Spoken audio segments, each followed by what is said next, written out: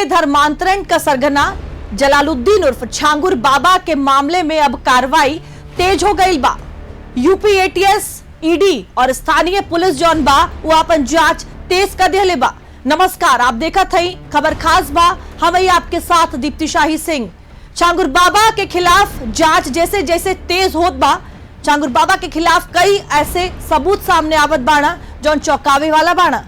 ED का छापा लगातार पड़त बा। कई ऐसे ठिकाना बाना जौन सिर्फ उत्तर प्रदेश में ही नहीं बल्कि कई और राज्य में भी फैलल बाना। आपके बता दें कि छांगुर बाबा सिर्फ अवैध धर्मांतरण में ही नहीं लिप्त रहना बल्कि मनी लॉन्ड्रिंग का मामला भी सामने आयल बा और साथे साथे जौन अवैध कब्जा का बात बा वो सामने आयल बा। अब लगातार खोजबीन होता, तलाश जारी बा। आज के खबर खास बा में अगले आधे घंटे हम आपके बताए कि कौने तरह से जौन जांच बा वो आगे बढ़त बा। ये रिपोर्ट देखिए। धर्म के भेष में निर्दोष के साथ धोखा, अंधभक्ति के आड़ में करोड़ों रुपया का खेल।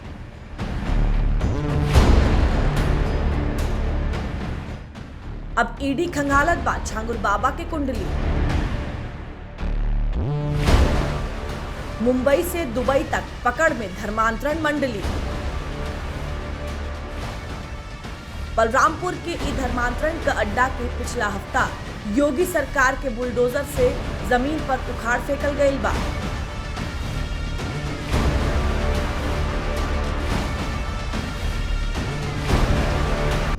लेकिन ई अड्डा के किंगपिन यानी छांगुर बाबा के अवैध तरीका से धर्म बदले के रैकेट खाली यही बंगला तक सीमित ना रहे। जब जांच के परत खुलल तो सच्चाई पूरा देश के झकझोर देहलस। छांगुर बाबा जोकरा के 5 जुलाई के अवैध धर्मांतरण के मामला में यूपी एटीएस की ओर से एगो होटल से गिरफ्तार कइल गई रहल। छांगुर बाबा के धर्मांतरण रैकेट के जांच करे वाला एटीएस और ईडी भी एक गिरोह का कनेक्शन देख के भकुआइल बा। अपराध और अपराधियों के प्रति जीरो टॉलरेंस की नीति में यूपी पुलिस पूरी तरह से प्रतिबद्धता से कार्य कर रही है। जीरो टॉलरेंस की इस नीति के तहत ही उत्तर प्रदेश पुलिस ने न केवल 25 करोड़ लोगों की सुरक्षा प्रदान और सुरक्षा उपलब्ध कराने की बल्कि सभी पर्व और त्योहारों को शांतिपूर्वक संपन्न कराया है और कराने में सक्षम है। सरकार के इन प्रयासों के क्रम में कुछ विशिष्ट चुनौतियां हैं जिनका सामना करने के लिए उत्तर प्रदेश पुलिस ने एक मिशन अस्मिता लॉन्च किया था, जिसमें पूर्व में अवैध धर्म परिवर्तन के सिंडिकेट के कुछ अभियुक्त गिरफ्तार किए गए थे। इसमें मोहम्मद उमर गौतम, मुफ्ती जहांगीर आलम कासमी, इनको एटीएस ने गिरफ्तार किया था। इसी क्रम में हाल में छांगुर बाबा उर्फ जमालुद्दीन उर्फ जलालुद्दीन के अवैध धर्म परिवर्तन के सिंडिकेट को भी उसको पर्दाफाश किया गया। एसटीएफ के द्वारा और एटीएस के द्वारा उसकी इन्वेस्टिगेशन जारी है, जिसमें कई चौंकाने वाले तथ्य सामने आए हैं। यह अभियान जिहाद के नाम पर अंतर्राष्ट्रीय जिहादी फंडिंग प्राप्त करने, रेडिकलाइजेशन की कार्रवाई करने और राष्ट्रीय सुरक्षा में सेंध लगाने के उद्देश्य से अवैध धर्मांतरण, डार्क वेब और अन्य नेटवर्क के जरिए गंभीर अपराध करने वाले अपराधियों के विरुद्ध है। भारत से सऊदी अरब, दुबई से क्रोएशिया तक छांगुर गिरोह के तार हर जगह पसरल बा। सऊदी अरब भारत से बाहर छांगुर गिरोह के धर्मांतरण का सबसे बड़ा केंद्र है। चाहे वो कोनो विदेशी फंडिंग के मामला होखे, चाहे धर्म बदले के काम करे वाला एजेंट का, छांगुर गिरोह के हर बड़का काम सऊदी अरब से होकत रहे। छांगुर बाबा धर्म के आड़ में अधर्म का इतना जाल फैलेले रहल कि अब देश के सबसे बड़ा जांच एजेंसी ईडी और एटीएस भी शामिल हो गई बा।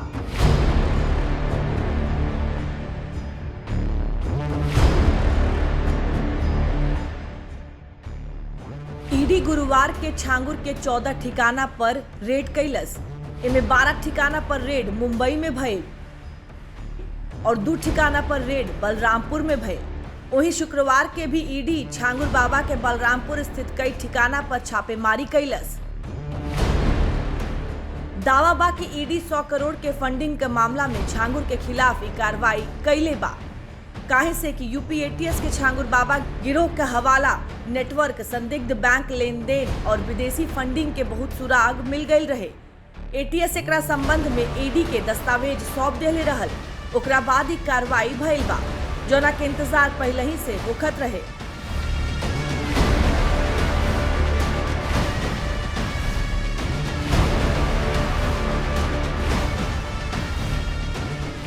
दावा के मुताबिक गिरोह के 30 में से 18 बैंक खाता में अब तक करीब 68 करोड़ रुपया का ट्रांजैक्शन भइल बा। महज 3 महीना में 7 करोड़ रुपया का विदेशी फंडिंग एक खाता में भइल बा। ई रकम हवाला और मनी लॉन्ड्रिंग नेटवर्क के जरिए कई देशन में भेजल जात रहल। खाली इहे ना, ईडी के छापामारी के दौरान जमीन खरीदला और बेचला से जुड़ल ढेर दस्तावेज भी मिलल बा। पता चलल बा कि छांगुर विदेश से मिलल धन के जमीन खरीदला और बेचला के माध्यम से उजर करत रहे। यही खातिर छांगुर और ओकर सहयोगी जमीन के रजिस्ट्री में पहले ही से तय बाजार मूल्य ना देखेला और करोड़ों रुपया के करिया से उजर में बदल देला।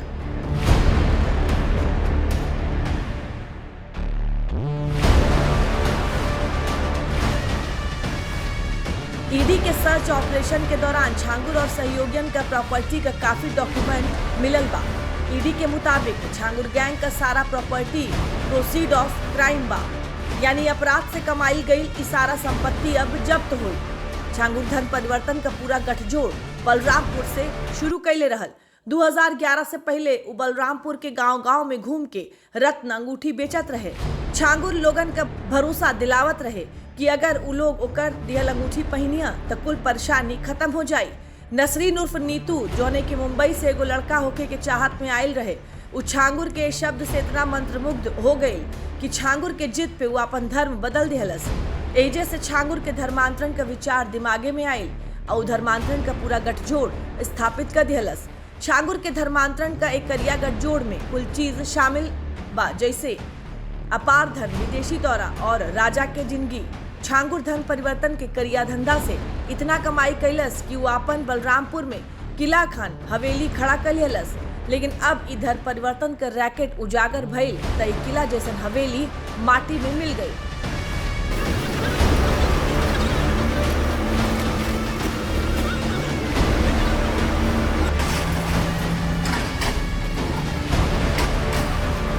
बहनों और भाइयों, ये परसेप्शन है उत्तर प्रदेश का, क्योंकि अब उत्तर प्रदेश विकास की रफ्तार में आगे बढ़ा है। और आपने देखा होगा अभी समाज विरोधी और राष्ट्र विरोधी कार्रवाई में लिप्त तत्वों के खिलाफ कैसे कार्रवाई हो रही है। कल बलरामपुर में आपने देखा होगा एक जल्लाद को हम लोगों ने वहां पे भी गिरफ्तार किया है। कैसे वहां हिंदू बहन बेटियों के इज्जत के साथ खिलवाड़ करता था, पैसे में सौदेबाजी करता था, लेकिन अब ऐसे तत्वों के साथ सख्ती की जा रही है। हम समाज को भी टूटने नहीं देंगे, राष्ट्र विरोधी और समाज विरोधी तत्वों को भी चकनाचूर करके रहेंगे और धरती माता के स्वास्थ्य की रक्षा भी करेंगे, मां की स्मृतियों को भी जीवंत बनाएंगे। यह अभियान इसी का परिणाम है। बलरामपुर के उतरौला तहसील के मदपुर गांव में धूल में मिलल ई हवेली छांगुर बाबा और उनका साथी नसरीन का रहे। छांगुर नेटवर्क के पीड़ित लोग का आरोप बाकी वो लोग का आर्थिक प्रोत्साहन, नौकरी का वादा और दबाव दे के धर्मांतरण कैल गई। जब छांगुर के अवैध धर्मांतरण का नेटवर्क का शिकार भइल एगो निर्दोष बिना डरेले छांगुर के काला कारनामा उजागर कैलस, तो छांगुर बाबा के साथ सपा का नाम भी सामने आ गई।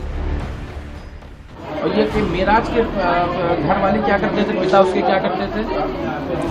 वो समाजवादी पार्टी में थे और वो लोग अभी भी जब हम जाते हैं और ये कोर्ट में, तब वो लोग उनके साथ और भी कई मुसलमान आते हैं और हमें और मेरे भाई को दोनों को जान से मारने की धमकी दी जाती है। जब से हम यहाँ पे भी सिंधु परिषद में जब से हमने ये बयान दिया तब से वो लोग ज़्यादा ही धमकी देते हैं हम लोग। जौन आरोपी मिराज के जिक्र पीड़िता करत बिया ओकर संबंध समाजवादी पार्टी से रहे। फिलहाल मिराज की हत्या के मामला में पीड़िता के माता पिता जेल में बाड़, लेकिन पीड़िता का दावा बा कि उनका माता पिता के खिलाफ फर्जी मामला दर्ज भइल बा। मुझे और मेरे भाई को, और मेरे मम्मी पापा दोनों को झूठे केस में जेल में भेज दिया गया। अगर उसके मोबाइल का डाटा रिकॉर्ड हो जाता तो उसकी असलियत सबके। पीड़ित लोगन के कहनाम बा कि खाली गिरोह के नेता के गिरफ्तार कईल गईल बा और ही बाकी लोग जौन की गिरोह के चलावत रहे वो अभी तक आजादी से घूमत हवा। यूपी सरकार के मंत्री संजय निषाद पिछला सरकार पे गिरोह के रक्षा करे के आरोप लगैले बाड़ा और इहो कहले बाड़ा कि आरोपी के सजा देहल जाई। ये सब पिछली सरकारों के उस संरक्षण दाता होने का फल है। अगर संरक्षण नहीं मिलता तो पिछली सरकारों में बड़े बड़े माफिया चुनाव लड़ते रहे, उनका छांगन व्यवस्था जो करता रहा, मंचोच्चारण करता रहा, सक्रिय भूमिका रही। एजेंसियां उस समय संरक्षण प्राप्त थी, आज हमारी सरकार में सजा दिला रही अंतर है और निश्चित रूप से सजा मिलेगी। बता दिया जा कि जलालुद्दीन उर्फ छांगुर बाबा के करियाकरम का किताब जितना मोट बा ओकरा में उतना राज भी बा। जैसे जैसे किताब का पन्ना खुलत बा बाबा का करियाकरम का लेखा जोखा भी दुनिया के सोझा आ रहल बा। अगर एटीएस स्रोत पर विश्वास कईल जा तो पूछताछ के घड़ी नेपाल के माध्यम से छांगुर का आईएसआई से संबंध भी सीधे आ गईल बा।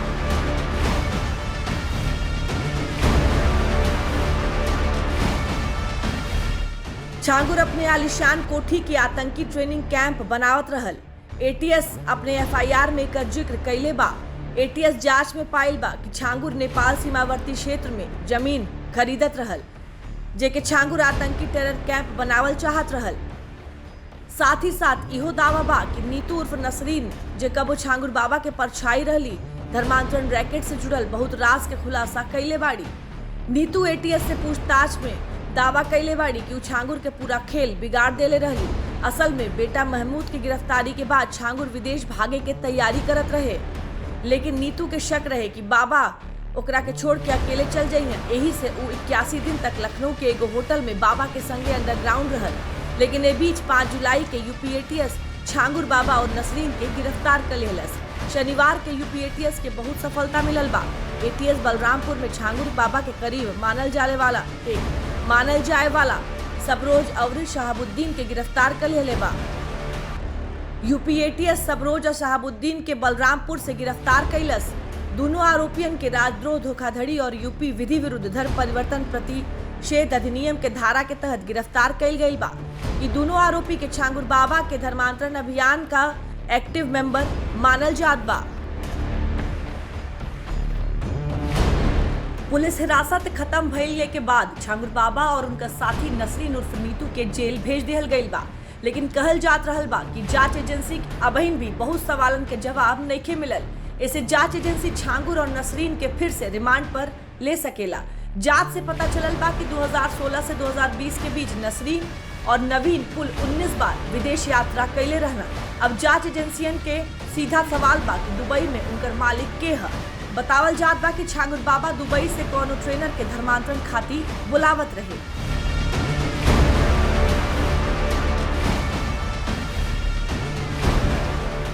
दावा बा कि ट्रेनर के जरिए लोगन का ब्रेन वॉश कईल जात रहल और उनके इस्लाम के प्रति आकर्षित कईल जात रहल। इतना ही नहीं, बाबा हिंदू देवी देवता विरोधी किताब भी छपले का बड़ा तैयारी करत रहल ताकि एकरे जरिए हिंदू लोगन के मन में अपने धर्म के प्रति घृणा का भाव पैदा कईल जा सके।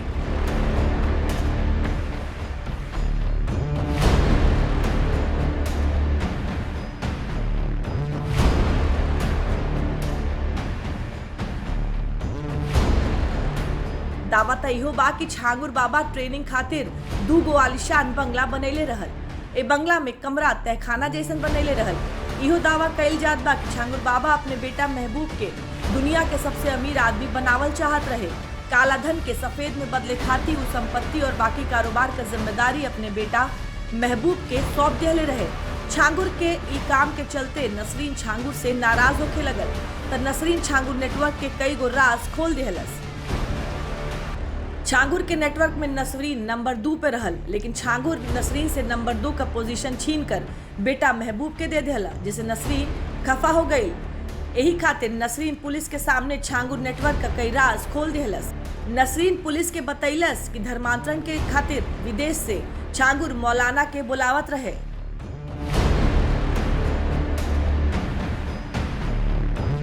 फिलहाल जांच एजेंसियन के मुताबिक छांगुर उर्फ जलालुद्दीन और ओकर सहयोगी नसरीन मिल के पिछला कई साल से गैर कानूनी तरीका से करोड़ों रुपया का संपत्ति हासिल कैले बाड़ा।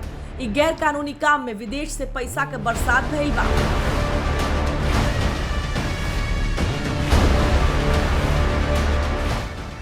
बीते साल में करीब 500 करोड़ रुपया का विदेशी फंडिंग भइल। एजेंसी 200 करोड़ का फंडिंग का पता लगा चुकल बा। बाकी 300 करोड़ रुपया का लेन देन नेपाल के जरिए भइल बा। फंडिंग के खातिर नेपाल में 100 बैंक खाता खुलवाइल गई बा। यही बैंक खाता में धन परिवर्तन कराए खातिर रकम भेजल जात रहल। पाकिस्तान, दुबई, सऊदी अरब और तुर्की से पैसा भेजल गई। एजेंट कमीशन पर नेपाल के बैंक खाता से पैसा निकाल कर सीधा छांगुर तक पहुँचावत रहला। एमे कैश डिपॉजिट मनी का भी मदद लेहल जात रहल। छांगुर का स्थानीय 6 बैंक खाता जेमे लगभग 35 करोड़ रुपया जमा बा। धर्मांतरण से जुड़ल छांगुर बाबा के नेटवर्क का किताब बहुत बड़ा बा। अब बड़का किताब का बहुत पन्ना पुलिस अधिकारी और प्रशासनिक अधिकारी के सहमति से लिखल गईल बा। असल में छांगुर बाबा के अवैध धर्मांतरण का नेटवर्क में इतना पैसा रहे कि वो अपना ताकत से कुछ भी काम करा सकत रहे। पुलिस जांच से पता चलल बा कि इ गैर कानूनी काम में बहुत अफसर भी शामिल रहला। कहल जात बा कि जे छांगुर बाबा के आदेश पर धर्मांतरण ना मानत रहे, छांगुर पुलिस के मदद से वो लोगन के खिलाफ कई गो केस दर्ज करवावत रहे। दावा बा कि 2019 से 2024 के बीच बलरामपुर में तैनात एक एडीएम, 2 सीओ और एक इंस्पेक्टर का भूमिका संदिग्ध बा। बतावल जात बा कि साल 2019 से 2024 के बीच यूपी एसटीएफ के पहले बलरामपुर में तैनात एडीएम और इंस्पेक्टर के खिलाफ सबूत मिलल रहे, लेकिन पर्याप्त सबूत के अभाव में कोनो कार्रवाई ना भइल। लेकिन अब ई मामला सीधे आयल बा त यूपी सरकार ई मामला पे कड़ा कार्रवाई करे के कहले बिया। जो कानून के दायरे में आते हैं, जो लोग आते हैं, जिस प्रकार आते हैं, धर्मांतरण चाहे कोई भी हो, चाहे कुछ भी हो, उसमें कानून अपना काम करता है। और आदरणीय मोदी जी के नेतृत्व में, आदरणीय योगी जी के नेतृत्व में जो राष्ट्रीय हित में काम होते हैं और गरीब के हित में, गरीब के कल्याण, गांव गरीब किसान के हित में जो काम होगा और राष्ट्र के हित में जो काम होता है, वो सभी काम आदरणीय मोदी जी, योगी जी करते हैं। छांगुर के अफसर से जुड़ाव के मामला बस ऐसा नहीं आवल बा, एकर कारण भी आप लोग जान लें। जानकारी के अनुसार 12 नवंबर 2023 के नीतू के नाम पर एक ठो जमीन खरीदल गई रहल। जमीन का खतौनी में भी दर्ज करवा दिहल गई रहल। बाद में सामने आयल कि जमीन तालाब के रूप में दर्ज बा। नगर पालिका के अधिशासी अधिकारी एडीएम के पत्र भेजकर जमीन के पटले से रोकले के कहले रहला, लेकिन कोनो सुनवाई नाई भइल। दावा बा कि तत्कालीन अफसर का मिली भगत भी एमे रहल। हालांकि अब दावा कइल जात बा कि छांगुर से जौन अधिकारी का संबंध सोझा आयल बा, वो अधिकारी के खिलाफ काम भर सबूत मिल गई बा, जौना के बाद 4 अधिकारी के खिलाफ कार्रवाई हुई। यह नहीं, जल्दी 2 तहसीलदार समेत कुछ और अधिकारी का भी जांच के दायरा में ले आवल जाए। साथ ही साथ पुलिस विभाग के कई गो अधिकारी के भी छांगुर के खिलाफ दायर प्राथमिकी में सुरक्षा का आरोप में जांच चलत बा। जस करनी वो सब हो के विधाता नरक जहत काहे पछताता है। जो जैसा कर रहा है उसको वैसा फल मिल रहा है। संज्ञान में आए बात सरकार ने उसको जो है बता दिया कि तुम जो चाहते हो तुम्हारी मंशा पूरी नहीं है। देखिए, सवाल ये खड़ा होता है कि वो यहाँ डेरा बनाया कब, वो यहाँ किसकी सरकार में बसा, कारोबार वो फैलाया किसकी सरकार में। इस सरकार में जब जानकारी हुई कि इस तरह का कृत्य हो रहा है तो सरकार ने त्वरित कार्रवाई की। देखते हैं, एक रोग होता है कैंसर, 4थे चरण में पता लगता है ना। पहले चरण में नहीं पता लगता, दूसरे में भी नहीं लगता, तीसरे में, 4थे में पता लगता है। जब 4थे में पता लगता है तो सर्वनाश होता है। दूसरे ओर छांगुर के बारे में और चौंकावे वाला खुलासा होत बा। कहल जात बा कि छांगुर नेपाल के सीमा से सटल गांव में इस्लामी आंदोलन के प्रचार और धर्म परिवर्तन केंद्र खोले का साजिश रचत रहे। एकरा खातिर 46 गांव के लइकन के निशाना बनैले रहल और पूरा टीम भी बनावत रहे। दावा बा कि छांगुर इस्लामिक मूवमेंट फैलावे खातिर करीब 10 करोड़ रुपया खर्च कैले का योजना बनावत रहे। छांगुर के पास विदेश से लगातार पैसा आवत रहे। एकरे खातिर 86 गांव के युवाओं का टारगेट कैले रहल और पूरे टीम भी खड़ी कर ले रहल। गुरुवार के ईडी कार्रवाई में छांगुर नेटवर्क का एगो जरूरी नाम सामने आयल बा।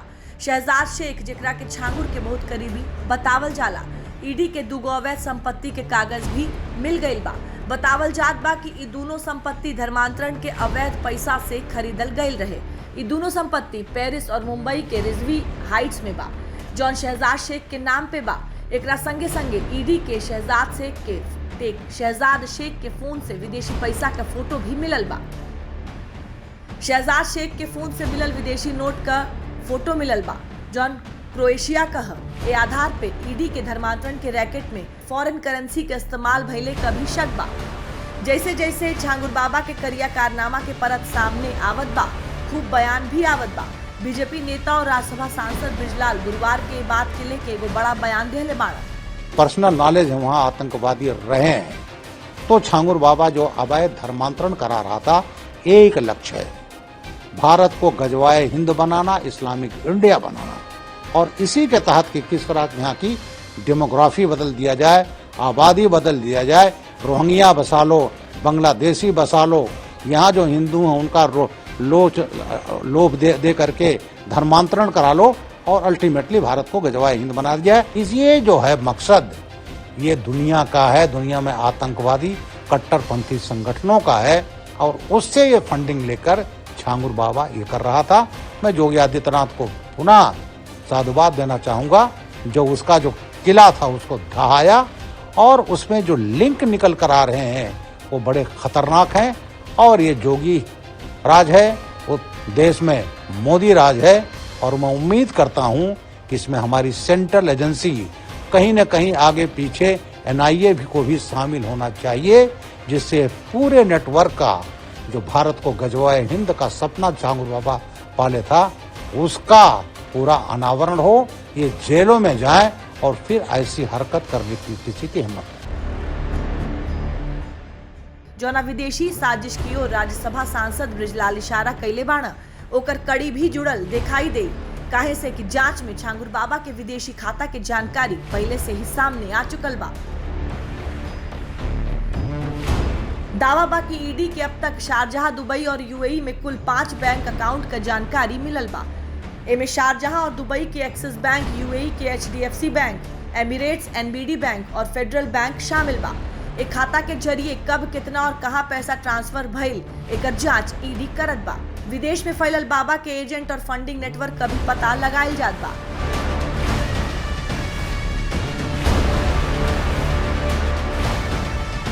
ईडी की ओर से जांचल गई खाता में करोड़ों रुपया का लेन देन का खुलासा भइल बा। हवाला और विदेशी NGO से पैसा आवे का सबूत भी मिलल बा। एकरा अलावा जांच से पता चलल बा कि नेटवर्क कमजोर ना होके एकरा खातिर छांगुर जेल जाए से पहले तैयारी कैले रहल। छांगुर जेल जाने से पहले मधुपुर के रहे वाला रशीद शाह के मिशन धर्मांतरण का जिम्मा सौंपले रहल। रशीद आजमगढ़ में छांगुर के भतीजा के साथ मिलकर दोबारा नेटवर्क खड़ा कैले का साजिश रचत रहे। STF के जैसे एकर भनक मिलल, गुरुवार के रशीद के गिरफ्तार कर लेलस। जानकारी के मुताबिक STF रशीद से पूछताछ कई के छांगुर नेटवर्क से जुड़ल और लोगन के बारे में जानकारी जुटावे में लगल बा, जबकि ईडी छांगुर गिरोह का परत खोले में भी लगल बा। जांच एजेंसी छांगुर के धर्मांतरण रैकेट के जड़ तक पहुंचले के ओकरा के जड़ से मिटावे के कोशिश में लगल बा, ताकि कोनो दोसर छांगुर फिर से न पनप सके। तो छांगुर बाबा पर प्रशासन का शिकंजा कस गईल बा। CM योगी भी साफ कर दिले बाड़ा कि जौन लोग भी ये गुनाह में लिप्त बाड़ा, वो लोगन के खिलाफ कड़ी से कड़ी जौन कार्रवाई बा ऊ होई। आज के खबर खास बा में बस इतना ही। देश और दुनिया के बाकी खबर खाती आप देखत रही दूरदर्शन उत्तर प्रदेश।